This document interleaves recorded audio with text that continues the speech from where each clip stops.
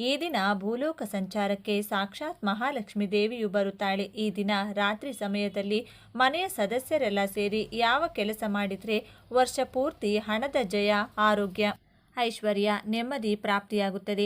ಈ ದಿನ ಲಕ್ಷ್ಮಿ ಪೂಜೆ ಸಂಕಲ್ಪ ಹೇಗಿರಬೇಕೆಂದು ಇವತ್ತಿನ ಈ ವಿಡಿಯೋದಲ್ಲಿ ಸಂಪೂರ್ಣವಾಗಿ ತಿಳಿಸಿಕೊಡ್ತೀನಿ. ಈ ದಿನ ಮನೆಯ ಮುಖ್ಯ ದ್ವಾರಕ್ಕೆ ಈ ಒಂದು ವಸ್ತುವನ್ನ ಕಟ್ಟಿದ್ರೆ ವರ್ಷ ಪೂರ್ತಿ ಮನೆಗೆ ಸಂಪೂರ್ಣ ಗುರುಬಲ, ಅಖಂಡ ಯಶಸ್ಸು, ನಿರಂತರ ಧನಾಗಮನವಾಗುತ್ತದೆ. ಧನಾಕರ್ಷಣೆ ಮಾಡುವ ಈ ವಿಶೇಷ ವಸ್ತು ಯಾವುದು, ಯಾವ ರೀತಿಯಾಗಿ, ಯಾವ ಸಮಯದಲ್ಲಿ ಈ ವಸ್ತುವನ್ನ ಮನೆಯ ಬಾಗಿಲಿಗೆ ಕಟ್ಟಿದ್ರೆ ಸರ್ವಗ್ರಹಗಳ ಸಮೇತ ಮಹಾಲಕ್ಷ್ಮಿ ಕೃಪೆ ಪ್ರಾಪ್ತಿಯಾಗುತ್ತದೆ ಎಂದು ಇವತ್ತಿನ ಈ ವಿಡಿಯೋದಲ್ಲಿ ತಿಳಿಸಿಕೊಡ್ತೀವಿ. ಬನ್ನಿ. ಅದಕ್ಕೂ ಮೊದಲು ನೀವಿನ್ನು ಚಾನಲ್ಗೆ ಸಬ್ಸ್ಕ್ರೈಬ್ ಆಗಿಲ್ಲ ಅಂದರೆ ಈಗಲೇ ಸಬ್ಸ್ಕ್ರೈಬ್ ಆಗಿ, ಹಾಗೆ ವಿಡಿಯೋಗೆ ಲೈಕ್ ಮಾಡಿ, ವಿಡಿಯೋ ಸ್ಕಿಪ್ ಮಾಡದೆ ಕೊನೆ ತನಕ ನೋಡಿ. ಎಲ್ಲರೂ ಭಕ್ತಿಯಿಂದ ಓಂ ಶ್ರೀ ಮಹಾಲಕ್ಷ್ಮಿ ನಮಃ ಅಂತ ಕಮೆಂಟ್ ಮಾಡಿ. ಈ ದಿನ ಮಹಾಲಕ್ಷ್ಮಿ ದೇವಿ ಅಷ್ಟೇ ಅಲ್ಲದೆ ಶಿವ ಪಾರ್ವತಿಯರು ಕೂಡ ಭೂಲೋಕದ ಸಂಚಾರಕ್ಕೆ ಸುಬ್ರಹ್ಮಣ್ಯೇಶ್ವರ ಸ್ವಾಮಿಯ ಜೊತೆಗೆ ಬರುತ್ತಾರೆಂಬ ನಂಬಿಕೆ ಇದೆ. ಯಾರು ಈ ದಿನ ಉಪವಾಸವಿದ್ದು ನಿಯಮ ನಿಷ್ಠೆಯಿಂದ ರಾತ್ರಿ ಸಮಯ ಜಾಗರಣೆ ಮಾಡುತ್ತಾರೋ ಅವರಿಗೆ ಪಾರ್ವತಿ ದೇವಿಯ ಜೊತೆಗೆ ಮಹಾಲಕ್ಷ್ಮಿ ದೇವಿಯ ಅನುಗ್ರಹ ಪ್ರಾಪ್ತಿಯಾಗುತ್ತದೆ. ಎಷ್ಟೋ ಜನರ ಮನೆಯಲ್ಲಿ ಕೇಳಿರ್ತೀರಾ, ಅದೆಷ್ಟು ವರ್ಷಗಳ ಕಾಲ ಅವರ ಮನೆಯಲ್ಲಿ ಶುಭ ಕಾರ್ಯಗಳೇ ನಡೀತಾ ಇರೋದಿಲ್ಲ. ಮದುವೆ ವಯಸ್ಸಿಗೆ ಬಂದ ಮಕ್ಕಳಿಗೆ ಮದುವೆ ಭಾಗ್ಯ ಕೂಡಿ ಬರ್ತಿರೋದಿಲ್ಲ. ಇನ್ನು ಕೆಲವರಿಗೆ ಮದುವೆಯಾಗಿ ಎಷ್ಟೇ ವರ್ಷ ಆಗಿದ್ರೂ ಸಂತಾನ ಫಲ ಇರೋದಿಲ್ಲ. ವರ್ಷ ಎಷ್ಟೇ ಕಷ್ಟಪಟ್ಟು ದುಡಿದರೂ ಬಡತನದಿಂದ ಮುಕ್ತಿ ಸಿಗ್ತಾ ಇರೋದಿಲ್ಲ.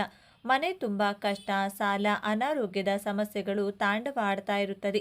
ಮನೆಯ ಯಜಮಾನ ದುಡಿಯೋಕೆ ಅಂತ ಹೋಗಿ ಯಾವ ಕೆಲಸಕ್ಕೆ ಕೈ ಹಾಕಿದರೂ ನಷ್ಟ, ಕಷ್ಟಗಳು. ಹೊಸದಾಗಿ ಏನು ಶುರು ಮಾಡೋದಕ್ಕೆ ಹೋದರೂ ಕೂಡ ಅದರಿಂದ ಕಷ್ಟ, ಕಣ್ಣೀರೇ ಹೆಚ್ಚಾಗ್ತಾ ಇರುತ್ತೆ. ಮಕ್ಕಳ ವಿದ್ಯೆಯಲ್ಲಿ ಏಳಿಗೆ ಇಲ್ಲ, ದುಡಿದದ್ದು ಕೈನಲ್ಲಿ ನಿಲ್ಲೋದಿಲ್ಲ. ಹೀಗೆ ಒಂದಲ್ಲ ಒಂದು ಸಮಸ್ಯೆ ಇದ್ದೇ ಇರುತ್ತದೆ. ಈ ಎಲ್ಲ ಕಣ್ಣೀರು, ದುಃಖದಿಂದ ಹೊರಬರೋದಕ್ಕೆ ಈ ದಿನ ಸೂರ್ಯ ಹುಟ್ಟುವ ಮುನ್ನವೇ ಎದ್ದು ಈ ವಿಶೇಷ ಕೆಲಸವನ್ನ ಮಾಡಬೇಕು. ನಿಮ್ಮ ಮನೆಯಲ್ಲಿ ದೊಡ್ಡವರು, ಹಿರಿಯರು ಅಂತ ಯಾರಿರ್ತೀರಾ, ಅಣ್ಣ ಆಗಿರ್ಬೋದು, ಅಪ್ಪ, ಅಮ್ಮ, ಅಕ್ಕ, ನಮ್ಮ ವಯಸ್ಸಾದ ಹಿರಿಯರು, ಹೀಗೆ ಮನೆಗೆ ದೊಡ್ಡವರು ಅಂತ ಯಾರಿರ್ತಾರೋ ಅವರು ಈ ಕೆಲಸವನ್ನ ಮಾಡಬೇಕಾಗುತ್ತದೆ. ಚೆನ್ನಾಗಿರುವಂತಹ ಅರಿಶಿನದ ಕೊಂಬುಗಳನ್ನು ಮನೆಗೆ ತಂದಿಟ್ಟುಕೊಂಡಿರಬೇಕು. ಸಮ ಸಂಖ್ಯೆಯಲ್ಲಿ ಅರಿಶಿನದ ಕೊಂಬುಗಳನ್ನು ಮನೆಗೆ ತಂದಿರಬೇಕು. ಈ ಅರಿಶಿನದ ಕೊಂಬುಗಳನ್ನು ತೋರಣದ ಹಾಗೆ ಅರಿಶಿನದ ದಾರ ಬಳಸಿ ಕಟ್ಟಿಕೊಳ್ಳಬೇಕು. ಹೂ ಕಟ್ಟುವ ರೀತಿ ಒಂದು ಅರಿಶಿನ ಕೊಂಬು ಮತ್ತೊಂದು ಅರಿಶಿನ ಕೊಂಬಿಗೂ ಸ್ವಲ್ಪ ಅಂತರ ಬಿಟ್ಟು ಅರಿಶಿನದ ಕೊಂಬಿನ ತೋರಣವನ್ನ ಕಟ್ಟಿಕೊಳ್ಳಬೇಕು. 2, 4, 8, 10, 12 ಹೀಗೆ ಸಮಸಂಖ್ಯೆಯಲ್ಲಿ ಅರಿಶಿನದ ಕೊಂಬುಗಳನ್ನು ನೀವು ಕಟ್ಟುವ ತೋರಣದಲ್ಲಿರಬೇಕು. ಮನೆಯ ಮುಖ್ಯ ಬಾಗಿಲಿನಿಗೆ ಸರಿಹೊಂದುವಷ್ಟು ದಾರವನ್ನು ತೆಗೆದುಕೊಂಡು ಆ ದಾರದ ಸಹಾಯದಿಂದ ತೋರಣ ತಯಾರು ಮಾಡಿಕೊಳ್ಳಿ.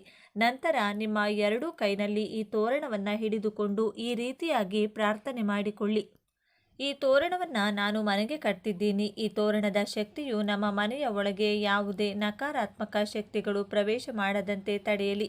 ಈ ಶಕ್ತಿಶಾಲಿ ಅರಿಶಿನದ ತೋರಣದ ಕೆಳಗೆ ಓಡಾಡುವಂಥ ನಮ್ಮ ಕುಟುಂಬದವರಿಗೆ ಗುರುವಿನ ರಕ್ಷಣೆ ಇರಲಿ. ಸರ್ವಕಾಲಕ್ಕೂ ಸರ್ವ ವಿಧವಾದ ಯಶಸ್ಸು ಸಿಗಲಿ. ಮನೆಯ ಯಜಮಾನ, ಯಜಮಾನಿ ಮಾಡುವ ಕೆಲಸಗಳಿಂದ ಮನೆಯ ಏಳಿಗೆ ಶೀಘ್ರವಾಗಿ ಆಗಲಿ. ಮಾಟಮಂತ್ರ, ಅಕ್ಕಪಕ್ಕದವರ ದೃಷ್ಟಿ, ನರದೃಷ್ಟಿ, ನರದೋಷಗಳಂಥ ಕಠಿಣ ಶಕ್ತಿಗಳು ನಮಗೆ ತಾಕದಂತೆ ನಶಿಸಿ ಹೋಗಲಿ. ಶತ್ರುಗಳ ಕಣ್ಣು ನಮ್ಮ ಮೇಲೆ ಬೀಳದಿರಲಿ ಎಂದು ನಿಮ್ಮ ಇಷ್ಟ ದೇವರ ಹೆಸರು ಮಹಾಲಕ್ಷ್ಮಿ ದೇವಿಯಾಗೂ ಗುರುವಿನ ಹೆಸರನ್ನ ಹೇಳಿಕೊಳ್ತಾ ನಮಸ್ಕಾರ ಮಾಡಿಕೊಳ್ಬೇಕು. ಇದಾದ ನಂತರ ಈ ಅರಿಶಿನದ ಕೊಂಬಿನ ತೋರಣವನ್ನು ಮನೆ ಬಾಗಿಲಿಗೆ ಕಟ್ಟಬೇಕು. ಈ ಅರಿಶಿನದ ತೋರಣವನ್ನು ಎಷ್ಟು ದಿನ ಬೇಕಾದರೂ ನಿಮ್ಮ ಮನೆಯ ಬಾಗಿಲಿನಲ್ಲಿಯೇ ಬಿಡಬಹುದು. ತಾನಾಗಿಯೇ ಈ ತೋರಣ ಒಣಗಿದರೆ ಅಥವಾ ಬಾಗಿಲಿನಿಂದ ಬಿದ್ದರೆ ಆಗ ನಿಮ್ಮ ಮನೆಗೆ ಸಮೀಪವಿರುವ ಯಾವುದಾದರೂ ಮರಗಿಡಗಳು ಅಥವಾ ದೈವ ವೃಕ್ಷಗಳ ಬುಡಕ್ಕೆ ಹಾಕಿ ಬರಬೇಕು. ಈ ತೋರಣವನ್ನು ಕೇವಲ ಮನೆಯ ಮುಖ್ಯ ಬಾಗಿಲಿಗೆ ಅಷ್ಟೇ ಅಲ್ಲದೆ ನಿಮ್ಮ ಮನೆಯ ದೇವರ ಕೋಣೆಗೂ ಕೂಡ ಕಟ್ಟಿಕೊಳ್ಳಬಹುದು. ಸಾಧ್ಯವಾದರೆ 2 ಅರಿಶಿನ ಕೊಂಬಿನ ತೋರಣವನ್ನು ತಯಾರು ಮಾಡಿಕೊಂಡು ಎರಡೂ ಕಡೆಗೂ ಕೂಡ ಕಟ್ಟಿಕೊಳ್ಳಿ. ಈ ತೋರಣದ ಶಕ್ತಿ ಯಾವ ರೀತಿಯಾಗಿ ಕೆಲಸ ಮಾಡುತ್ತೆ ಎಂದು ನಿಮ್ಮ ಅನುಭವಕ್ಕೆ ಬರುತ್ತದೆ. ಮನೆಗೆ ಶುಭ ಫಲಗಳನ್ನು ತರುವ ಈ ಅರಿಶಿನದ ತೋರಣವು ವೈಜ್ಞಾನಿಕವಾಗಿಯೂ ಕೂಡ ಮನೆಗೆ ಕ್ರಿಮಿಕೀಟಗಳು ಪ್ರವೇಶಿಸದಂತೆ ತಡೆಯುತ್ತದೆ. ಶಾಸ್ತ್ರದ ರೀತಿಯಲ್ಲೂ ವೈಜ್ಞಾನಿಕ ರೀತಿಯಲ್ಲೂ ಮನೆಗೆ ಈ ತೋರಣದಿಂದ ಖಂಡಿತವಾಗಿಯೂ ಲಾಭವಿದೆ.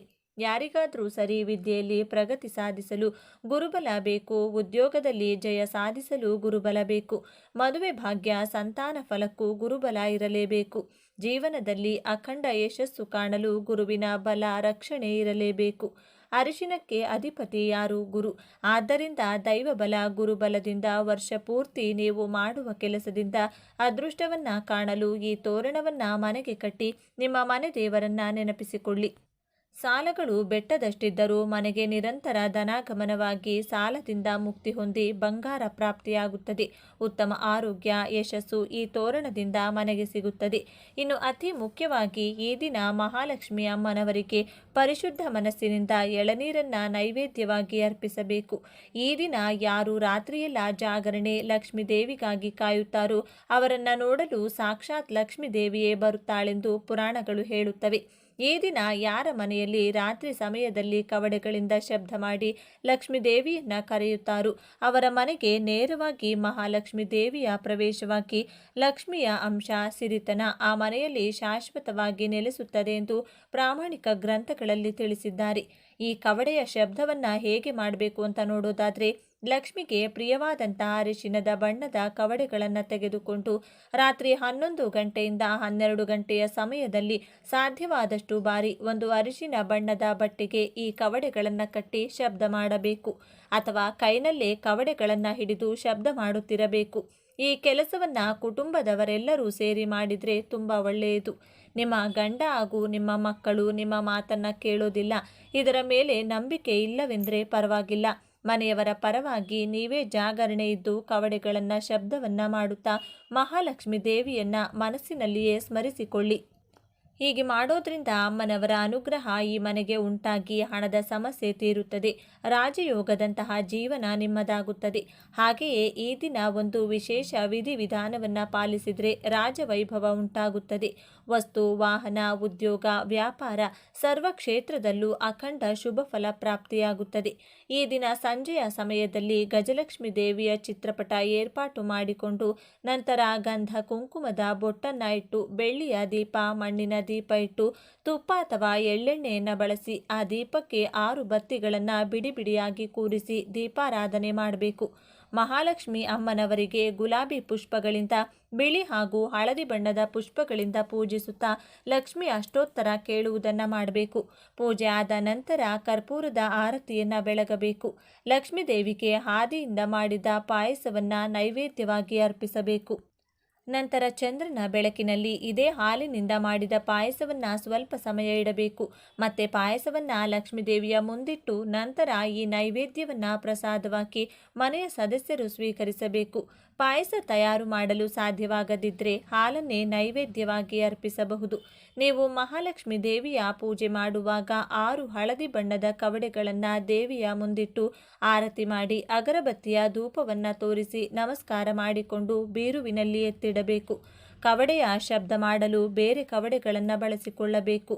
ಯಾರು ಈ ದಿನ ಭಕ್ತಿಯಿಂದ ಲಕ್ಷ್ಮಿ ಪೂಜೆ ಮಾಡುತ್ತಾರೋ ಇಂದ್ರನ ಸ್ಮರಣೆಯನ್ನ ಮಾಡಿಕೊಳ್ಳುತ್ತಾರೋ ಅವರಿಗೆ ಅಶ್ವಿನಿ ದೇವತೆಗಳ ಅನುಗ್ರಹ ಕೂಡ ಪ್ರಾಪ್ತಿಯಾಗುತ್ತದೆ. ದೀರ್ಘಕಾಲದ ಅನಾರೋಗ್ಯದ ಸಮಸ್ಯೆಗಳು ದೂರವಾಗಿ ಆರೋಗ್ಯವಂತರಾಗ್ತೀರಾ.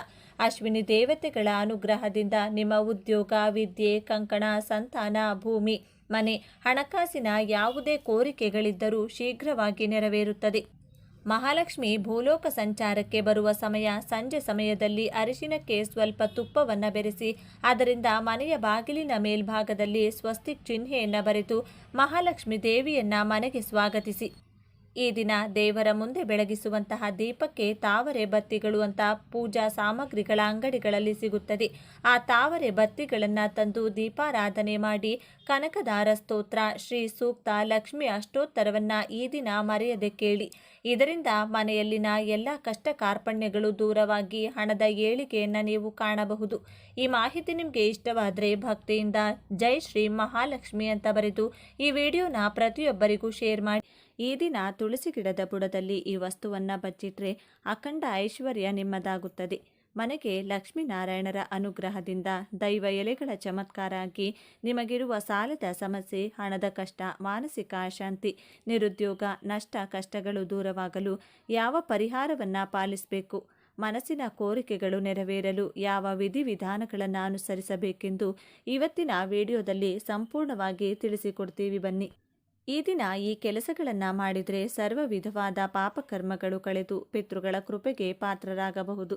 ಈ ದಿನ ಯಾವ ವಿಶೇಷ ದೀಪವನ್ನು ಬೆಳಗಿಸಬೇಕು, ಎಳ್ಳಿನಿಂದ ಯಾವ ಕೆಲಸವನ್ನು ಮಾಡಬೇಕು, ಮನೆ ಒರೆಸ್ತಕ್ಕಂಥ ನೀರಿಗೆ ಯಾವ ವಸ್ತುಗಳನ್ನು ಬೆರೆಸಿ ಒರೆಸಬೇಕು ಅಂತ ಇವತ್ತಿನ ಈ ವಿಡಿಯೋದಲ್ಲಿ ಸಂಪೂರ್ಣವಾಗಿ ತಿಳಿಸಿಕೊಡ್ತೀನಿ. ಅದಕ್ಕೂ ಮುನ್ನ ನೀವಿನ್ನು ಚಾನಲ್ಗೆ ಸಬ್ಸ್ಕ್ರೈಬ್ ಆಗಿಲ್ಲ ಅಂದರೆ ಈಗಲೇ ಸಬ್ಸ್ಕ್ರೈಬ್ ಆಗಿ, ಹಾಗೆ ವಿಡಿಯೋಗೆ ಲೈಕ್ ಮಾಡಿ, ವಿಡಿಯೋ ಸ್ಕಿಪ್ ಮಾಡದೆ ಕೊನೆ ತನಕ ನೋಡಿ. ಎಲ್ಲರೂ ಭಕ್ತಿಯಿಂದ ಓಂ ಶ್ರೀ ಮಹಾಲಕ್ಷ್ಮಿ ನಮಃ ಅಂತ ಕಮೆಂಟ್ ಮಾಡಿ.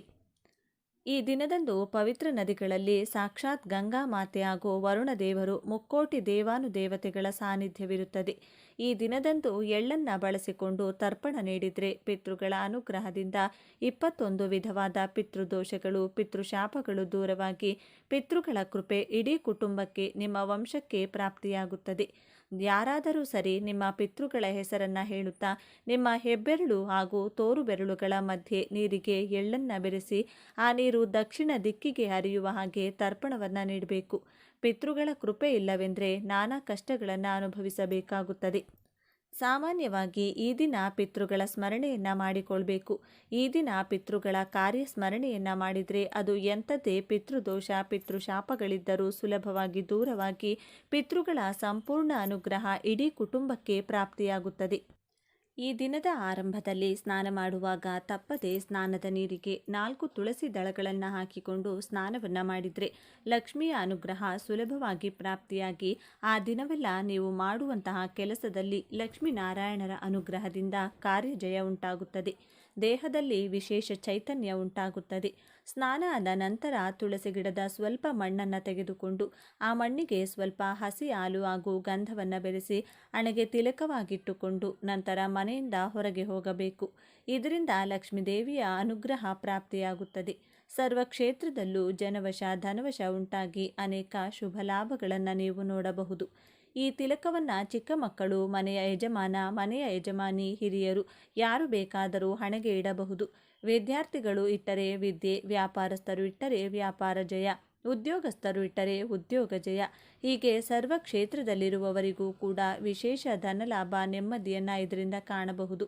ವಾರಕ್ಕೆ 3 ಬಾರಿಯಾದರೂ ಸ್ನಾನ ಆದ ಬಳಿಕ ತುಳಸಿ ಗಿಡದ ಬುಡದ ಮಣ್ಣನ್ನು ತೆಗೆದುಕೊಂಡು ನಿಮ್ಮ ಮನೆಯ ಮುಖ್ಯ ದ್ವಾರದ ಮೇಲೆ ಸ್ವಸ್ತಿಕ್ ಚಿಹ್ನೆಯನ್ನು ಬರೆದರೆ ಅಷ್ಟಲಕ್ಷ್ಮಿಯರ ಕೃಪೆ ಮನೆಗೆ ಪ್ರಾಪ್ತಿಯಾಗಿ ಮನೆಯಲ್ಲಿ ಸದಾ ಹಣ, ಐಶ್ವರ್ಯ, ನೆಮ್ಮದಿ, ಆರೋಗ್ಯ ತುಂಬಿ ತುಳುಕುತ್ತದೆ. ಈ 3 ಕೆಲಸಗಳನ್ನು ವಾರದಲ್ಲಿ ಕನಿಷ್ಠ 3 ಬಾರಿಯಾದರೂ ಮಾಡಿದರೆ ಮನೆಯಲ್ಲಿ ಸದಾ ಸಕಾರಾತ್ಮಕ ಆಲೋಚನೆ, ಸಕಾರಾತ್ಮಕ ಶಕ್ತಿ ವೃದ್ಧಿಯಾಗುತ್ತಾ ಹೋಗುತ್ತದೆ. ಮನೆಯಲ್ಲಿನ ನೆಗೆಟಿವ್ ಶಕ್ತಿ ಹೊರಗೆ ಹೋಗುತ್ತದೆ. ಹಾಗೆಯೇ ಯಾವಾಗಲಾದರೂ ಸರಿ ಗುರುವಾರ ಅಥವಾ ಶುಕ್ರವಾರದ ದಿನಗಳಂದು ಚೊಂಬಿನಲ್ಲಿ ನೀರನ್ನು ತೆಗೆದುಕೊಂಡು ತುಳಸಿಗೆ ಅರ್ಪಿಸಿ ಗಂಧ, ಕುಂಕುಮ, ಪುಷ್ಪಗಳಿಂದ ಅಲಂಕಾರವನ್ನು ಮಾಡಿಕೊಳ್ಬೇಕು. ತುಳಸಿ ಗಿಡದ ಬುಡದಲ್ಲಿ ಒಂದು ನಾಣ್ಯವನ್ನು ಊತಿಡಬೇಕು. 1 ವಾರದ ತನಕ ನೀವು ಊತಿಟ್ಟಂತಹ ನಾಣ್ಯ ಅಲ್ಲಿಯೇ ಇರಬೇಕು. ಮುಂದಿನ ಗುರುವಾರ ಅಥವಾ ಶುಕ್ರವಾರ ಆ ನಾಣ್ಯವನ್ನು ಹೊರತೆಗೆದು ನಿಮ್ಮ ಪರ್ಸ್ನಲ್ಲಿಟ್ಟುಕೊಳ್ಳಬೇಕು. ಇದರಿಂದ ಹಣಕಾಸಿನ ಅರಿವು ಉತ್ತಮವಾಗ್ತಾ ಹೋಗುತ್ತದೆ. ಹಣಕಾಸಿನ ಸಮಸ್ಯೆಗಳು ಕಳೆದು ಅದೃಷ್ಟ ಕೂಡಿ ಬರುತ್ತದೆ. ತುಳಸಿಯ ದೈವ ಶಕ್ತಿಯಿಂದ ನಾರಾಯಣ ಸಮೇತ ಮಹಾಲಕ್ಷ್ಮಿಯ ಅನುಗ್ರಹ ಕೂಡ ದೊರೆತು ಜೀವನದಲ್ಲಿ ಸಾಕಷ್ಟು ಬದಲಾವಣೆಗಳು, ಜೊತೆಗೆ ಬಡತನ ಕ್ರಮವಾಗಿ ದೂರವಾಗುತ್ತದೆ. ಇನ್ನು ಮನಸ್ಸಿನ ಕಠಿಣ ಕೋರಿಕೆಗಳು ನೆರವೇರಲು ಅರಳಿ ಎಲೆಯ ಈ ವಿಶೇಷ ಪರಿಹಾರವನ್ನು ಮಾಡಿಕೊಂಡ್ರೆ ತುಂಬ ಉತ್ತಮ. ಯಾವುದಾದರೂ ಗುರುವಾರದ ದಿನ ಅಥವಾ ಶುಕ್ರವಾರದ ದಿನ ಅರಳಿ ಮರಕ್ಕೆ ಮೊದಲು ನೀರನ್ನು ಅರ್ಪಿಸಿ ನಂತರ ಅಲ್ಲಿಯೇ ಬಿದ್ದಂತಹ ಒಂದು ಅರಳಿ ಎಲೆಯನ್ನು ತೆಗೆದುಕೊಂಡು ಅರಳಿ ವೃಕ್ಷಕ್ಕೆ ಭಕ್ತಿಯಿಂದ ಪ್ರದಕ್ಷಿಣೆಯನ್ನು ಮಾಡಬೇಕು. ಲಕ್ಷ್ಮೀನಾರಾಯಣರ ವಾಸವಿರುವಂತಹ ಅರಳಿ ವೃಕ್ಷದ ಅನುಮತಿಯನ್ನು ಪ್ರದಕ್ಷಿಣೆಯ ಮೂಲಕ ಪಡೆದು ಮನೆಗೆ ಆ ಎಲೆಯನ್ನು ತರಬೇಕು. ಎಲೆಯ ಜೊತೆಗೆ ಒಂದು ಚಿಕ್ಕ ಅರಳಿ ಕಡ್ಡಿಯನ್ನು ಕೂಡ ಮನೆಗೆ ತರಬೇಕು. ನಂತರ ಎಲೆಯನ್ನು ಮೊದಲು ನೀರಿನಿಂದ ತೊಳೆಯಬೇಕು. ಅರಿಶಿನಕ್ಕೆ ಸ್ವಲ್ಪ ನೀರು, ಹಸಿ ಹಾಲು ಅಥವಾ ಗಂಗಾ ಜಲವನ್ನು ಬೆರೆಸಿ ಆ ಹಸಿ ಅರಿಶಿನದಿಂದ ಅರಳಿ ಕಡ್ಡಿಯ ಸಹಾಯದಿಂದ ಅರಳಿ ಎಲೆಯ ಮೇಲೆ ಮೊದಲು ಓಂ ಎಂದು ಮೇಲ್ಭಾಗದಲ್ಲಿ ಬರೆಯಬೇಕು. ಅದರ ಕೆಳಭಾಗದಲ್ಲಿ ನಿಮ್ಮ ಕೋರಿಕೆಗಳನ್ನು ಬರೆಯಬೇಕು. ಅಂದರೆ ಹಣದ ಸಮಸ್ಯೆ ಇದ್ದವರು ಧನಲಾಭ ಎಂದು ಬರೆಯಬೇಕು. ಸಾಲದ ಕಷ್ಟವಿದ್ದರೆ ಸಾಲದ ಸುಳಿ ಎಂದು ಬರೆಯಬೇಕು. ವಿದ್ಯೆಗೆ ವಿದ್ಯೆ, ಮದುವೆಗೆ ಮದುವೆ, ಉದ್ಯೋಗ ಬೇಕೆಂದರೆ ಉದ್ಯೋಗ, ಹೀಗೆ ಕೋರಿಕೆಗೆ ಅನುಗುಣವಾಗಿ ಚಿಕ್ಕದಾಗಿ ನಿಮಗೆ ಯಾವ ಕೆಲಸ ಆಗಬೇಕು ಅದನ್ನು ಮನಸ್ಸಿನಲ್ಲಿಯೇ ಹೇಳಿಕೊಳ್ಬೇಕು. ಕೋರಿಕೆಯ ಕೆಳಗಡೆ ಸಾಧ್ಯವಾದರೆ ಓಂ ನಮೋ ಭಗವತೆ ವಾಸುದೇವಾಯ ಅಥವಾ ಚಿಕ್ಕದಾಗಿ ನಾರಾಯಣ ಎಂದು ಬರೆಯಬೇಕು. ಬೆಳಿಗ್ಗೆ ಹೀಗೆ ಬರೆದು ಎಲೆಯನ್ನು ದೇವರ ಕೋಣೆಯಲ್ಲಿರಿಸಬೇಕು. ಸಂಜೆಯ ಸಮಯದಲ್ಲಿ ಆ ಎಲೆಯನ್ನು ತೆಗೆದುಕೊಂಡು ನಿಮ್ಮ ಇಷ್ಟ ದೇವರ ಹೆಸರನ್ನು ಸ್ಮರಿಸಿಕೊಂಡು ಲಕ್ಷ್ಮೀನಾರಾಯಣರಿಗೆ ನಮಸ್ಕಾರವನ್ನು ಮಾಡಿಕೊಳ್ಬೇಕು. ನಂತರ ಆ ಎಲೆಯನ್ನು ಹರಿಯುವ ನೀರಿನಲ್ಲಾಗಿರಬಹುದು, ತೆಂಗಿನ ಮರದ ಕೆಳಗಾಗಿರಬಹುದು ಅಥವಾ ಯಾವುದೇ ಮರದ ಕೆಳಗೆ ಇಟ್ಟು ಮನೆಗೆ ಬರಬೇಕು. ಈ ಒಂದು ಪರಿಹಾರವನ್ನು ಅರಳಿ ಎಲೆಯಿಂದ ಗುರುವಾರ ಅಥವಾ ಶುಕ್ರವಾರದ ದಿನ ಮಾಡಿ ನೋಡಿ. ನೀವು ಕೇಳಿಕೊಂಡಂತಹ ಕೋರಿಕೆ ನಿಮ್ಮ ಮೂಲಕವೇ ನೆರವೇರಲು ಒಂದು ಶಕ್ತಿ ಬರುತ್ತದೆ. ಕೋರಿಕೆಗಳು ಶೀಘ್ರವಾಗಿ ನೆರವೇರುತ್ತದೆ. ವ್ಯರ್ಥ ಖರ್ಚುಗಳು ಕಡಿಮೆಯಾಗಿ ಆದಾಯದ ಮೂಲಗಳು ಹೆಚ್ಚುತ್ತವೆ. ಮಾಡುವ ಕೆಲಸದಲ್ಲಿ ಯಶಸ್ಸು ಸಿಗುತ್ತದೆ. ನೋಡಿದ್ರಲ್ಲ, ತುಳಸಿಯ ಎಲೆಗಳಿಂದ, ತುಳಸಿ ಬುಡದ ಮಣ್ಣಿನಿಂದ ಯಾವ ಪರಿಹಾರವನ್ನು ಪಾಲಿಸಿದರೆ ಲಕ್ಷ್ಮೀನಾರಾಯಣರ ಅನುಗ್ರಹ ಪ್ರಾಪ್ತಿಯಾಗುತ್ತದೆ. ಮನಸ್ಸಿನ ಕಠಿಣ ಕೋರಿಕೆಗಳು ನೆರವೇರಲು ಅರಳಿ ಎಲೆಯ ಯಾವ ವಿಶೇಷ ಪರಿಹಾರವನ್ನು ಪಾಲಿಸಬೇಕು ಅಂತ ಇವತ್ತಿನ ಈ ವಿಡಿಯೋದಲ್ಲಿ ತಿಳಿಸಿಕೊಟ್ಟಿದ್ದೇವೆ. ಇನ್ನು ಈ ದಿನ ದೇವಾಲಯದಲ್ಲಿ ಇರುವಂತಹ ಅರಳಿ ವೃಕ್ಷದ ಮುಂದೆ ಜಲದಿಂದ ಶುಚಿ ಮಾಡಿ ಅಕ್ಕಿ ಹಿಟ್ಟಿನಿಂದ ಚಿಕ್ಕ ರಂಗೋಲಿಯನ್ನು ಬರೆದು ಅದರ ಮೇಲೆ ಒಂದು ದೊಡ್ಡ ಮಣ್ಣಿನ ದೀಪವನ್ನು ಇಟ್ಟು ಸಾಸಿವೆ ಎಣ್ಣೆಯನ್ನು ಹಾಕಿ 2 ಬತ್ತಿಗಳನ್ನು ಒಂದು ಬತ್ತಿಯಾಗಿ ಮಾಡಿ ಅದೇ ರೀತಿ 12 ಬತ್ತಿಗಳನ್ನು ಬಿಡಿ ಬಿಡಿಯಾಗಿ ಕೂರಿಸಿ ದೀಪಾರಾಧನೆಯನ್ನು ಮಾಡಬೇಕು. ಇದರಿಂದಲೂ ಕೂಡ ಜಾತಕ ದೋಷಗಳು, ಪಿತೃದೋಷಗಳು ಬಹಳ ಸುಲಭವಾಗಿ ದೂರವಾಗುತ್ತದೆ. ಹಣಕಾಸಿನ ಸಮಸ್ಯೆ ಇದ್ದವರು ಯಾವ ಕೆಲಸಕ್ಕೆ ಕೈ ಹಾಕಿದರೂ ಯಶಸ್ಸು ಸಿಗುತ್ತಿಲ್ಲ ಅನ್ನೋದಾದರೆ ಅದೃಷ್ಟ ಕೂಡಿ ಬರಲು ಅರಳಿ ವೃಕ್ಷಕ್ಕೆ ಈ ದಿನ ಅರಿಶಿನ ಬೆರೆಸಿರ್ತಕ್ಕಂಥ ನೀರನ್ನು ತಪ್ಪದೆ ಅರ್ಪಿಸಬೇಕು. ಇದರಿಂದ ಯಾವುದೇ ಅಡೆತಡೆಗಳಿದ್ದರೂ ದೂರವಾಗಿ ಎಲ್ಲ ಕೆಲಸದಲ್ಲೂ ಲಾಭ ಹಾಗೂ ಅದೃಷ್ಟ ಕೂಡಿ ಬರುತ್ತದೆ. ಈ ದಿನ ಸ್ವಯಂ ಪಾಕದಾನ ನೀಡಿ ಬ್ರಾಹ್ಮಣರಿಗೆ, ಅವಶ್ಯಕತೆ ಇದ್ದವರಿಗೆ ಒಂದು ದಿನಕ್ಕಾಗುವ ಅಡುಗೆ ಪದಾರ್ಥಗಳು ಅಥವಾ ಒಂದು ಹೊತ್ತಿನ ಊಟಕ್ಕಾಗುವಂತಹ ಅಡುಗೆ ಸಾಮಗ್ರಿಗಳನ್ನು ನೀಡಬೇಕು. ಅಕ್ಕಿ, ಬೇಳೆ, ತರಕಾರಿ, ಉಪ್ಪು, ಎಣ್ಣೆ, ಸೊಪ್ಪು, ಹಣ್ಣುಗಳು ಹೀಗೆ ಅಡುಗೆ ಸಾಮಗ್ರಿಗಳನ್ನು ದಕ್ಷಿಣೆ ಸಮೇತ ನೀಡಿದರೆ ತುಂಬ ಉತ್ತಮ. ಈ ದಿನ ಗೋಮಾತೆಗೆ ಪಿತೃಗಳ ಹೆಸರನ್ನು ಹೇಳಿಕೊಂಡು ಕುಟುಂಬದಲ್ಲಿ ಯಾರಾದರೂ ಒಬ್ಬರಾದರೂ ಸರಿ ಹಸಿರು ಹುಲ್ಲನ್ನು ತಿನ್ನಿಸಬೇಕು. ಇದರಿಂದ ಇಡೀ ಕುಟುಂಬಕ್ಕೆ ಅದೃಷ್ಟ ಕೂಡಿ ಬರುತ್ತದೆ, ಪಿತೃದೋಷ ದೂರವಾಗುತ್ತದೆ. ಈ ದಿನ ದುರ್ಗಾದೇವಿಯ ದರ್ಶನ ಹಾಗೂ ಪಂಚಮುಖಿ ಆಂಜನೇಯ ಸ್ವಾಮಿಯ ದರ್ಶನವನ್ನು ಮರೆಯದೆ ಮಾಡಿ. ಇದರಿಂದ ಸಕಲ ಶತ್ರು ಬಾಧೆಗಳು ದೂರವಾಗುತ್ತವೆ. ಕಠಿಣ ಕಷ್ಟಗಳಿಂದ ಸುಲಭವಾಗಿ ಹೊರಬರಬಹುದು. ಬೆಳಿಗ್ಗೆ ಸಂಜೆ 2 ಸಮಯದಲ್ಲೂ ವಿಷ್ಣು ಸಹಸ್ರನಾಮ ಹಾಗೂ ಲಕ್ಷ್ಮಿ ಅಷ್ಟೋತ್ತರ ಪಾರಾಯಣವನ್ನು ಮಾಡಿ. ಮನೆ ಒರೆಸುವಂತಹ ನೀರಿಗೆ ಆಲಂ ಅಥವಾ ಸ್ಫಟಿಕವನ್ನು ಪುಡಿ ಮಾಡಿ ಆ ನೀರಿಗೆ ಬೆರೆಸಿ ಆ ನೀರಿನಿಂದ ವಿಶೇಷವಾಗಿ ಮನೆಯನ್ನು ಒರೆಸಿ. ಇದರಿಂದ ಮನೆಗೆ ಆಗಿರುವಂಥ ದೃಷ್ಟಿ, ನಕಾರಾತ್ಮಕ ಶಕ್ತಿಗಳು ದೂರವಾಗುತ್ತದೆ. ಈ ದಿನ ಅತಿ ಮುಖ್ಯವಾಗಿ ಕನಿಷ್ಠ 11 ಜನಕ್ಕೆ ಅನ್ನದಾನವನ್ನು ಮಾಡಿ, ಅವಶ್ಯಕತೆ ಇದ್ದವರಿಗೆ ಕಂಬಳಿಯ ದಾನ ಮಾಡಿ. ಇದರಿಂದ ವಿಶೇಷ ಪುಣ್ಯ ಫಲಗಳು ಪ್ರಾಪ್ತಿಯಾಗುತ್ತದೆ. ಈ ದಿನ ಬೆಳಿಗ್ಗೆ ಅಥವಾ ಸಂಜೆ ಈ ವಿಧವಾಗಿ ಮನೆಯಲ್ಲಿ ಧೂಪವನ್ನು ಹಾಕಿದರೆ ದುಷ್ಟಶಕ್ತಿಗಳು, ಮಾಟಮಂತ್ರದ ಕಾಟ, ಶತ್ರುಗಳ ಅಸೂಯೆ ದೂರವಾಗುತ್ತದೆ. ಏನು ಮಾಡಬೇಕು? ಒಂದು ಚಿಕ್ಕ ತೆಂಗಿನಕಾಯಿಯ ಕಂಠವನ್ನು ಸುಟ್ಟು ಆ ಕೆಂಡಕ್ಕೆ ಬಿಳಿ ಮೆಣಸು ಕಾಳುಗಳನ್ನು ಸ್ವಲ್ಪ ಕಪ್ಪು ಹಿತ್ತಲು ಪುಡಿ ಮಾಡಿ ಒಂದು ಬಿರಿಯಾನಿ ಎಲೆ ಹಾಕಿ ಸುಡಬೇಕು. ಅದರ ಹೊಗೆಯನ್ನು ಮನೆಯ ಎಲ್ಲ ಮೂಲೆ ಮೂಲೆಗೂ ತೋರಿಸಬೇಕು. ಇದರಿಂದ ಮನೆಯಲ್ಲಿರುವಂತಹ ಎಲ್ಲ ದೃಷ್ಟಿ, ಕೆಟ್ಟ ಶಕ್ತಿಗಳು ದೂರವಾಗುತ್ತದೆ. ಮನೆಯ ಸದಸ್ಯರಿಗೆ ಇರುವಂತಹ ದುಃಖ, ಕಷ್ಟ, ಕಣ್ಣೀರು, ಅನಾರೋಗ್ಯದ ಸಮಸ್ಯೆಗಳು ಕೂಡ ದೂರವಾಗುತ್ತದೆ. ಈ ದಿನ ಮನೆಗೆ ಯಾರು ಬಂದರೂ ಕೂಡ ಅಥವಾ ಮನೆಯ ಮುಂದೆ ಯಾರು ಹಸಿವು ಅಂತ ಬಂದರೂ ಕೂಡ ಅವರನ್ನು ಖಾಲಿ ಕೈನಲ್ಲಿ ಕಳಿಸಬಾರದು. ಆದಷ್ಟು ಈ ದಿನ ಅನ್ನದಾನವನ್ನು ಮಾಡಿ ಪುಣ್ಯ ಫಲವನ್ನು ನೀವು ಪಡೆಯಬಹುದು. ಈ ವಿಡಿಯೋ ನಿಮಗೆ ತಲುಪಿದ್ದು ಆಕಸ್ಮಿಕವಲ್ಲ. ಇದು ನಿಮ್ಮ ಇಷ್ಟ ದೇವರು ನಿಮಗೆ ನೀಡುತ್ತಿರುವ ಸ್ಪಷ್ಟ ಸಂದೇಶ. ಈ ಅದ್ಭುತ ಸಮಯವನ್ನು ಸದುಪಯೋಗಪಡಿಸಿಕೊಳ್ಳಿ.